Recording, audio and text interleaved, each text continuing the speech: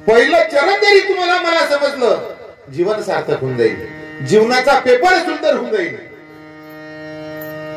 जीवाचा शेवट जर गोड करायचा असेल, महाराज म्हणतात, जोपर्यंत संतांची कृपा आम्हाला मिळत नाही, संतांचा आशीर्वाद आम्हाला मिळत नाही, किंवा संतांनी सांगितलेल्या विषयावर आम्ही जोपर्यंत आमचा पेपर सुंदर करत नाही, किंवा संतांनी सांगितलेल्या उपदेशानुसार आम्ही आमचं घर चालवत नाही, स्वतःला चालवत नाही, आमच्या व्यवहाराला चालवत नाही, आमच्या लेकरांना आम्ही जोपर्यंत चालवत नाही, तोपर्यंत आमचा पेपर गोड होऊ शकत नाही.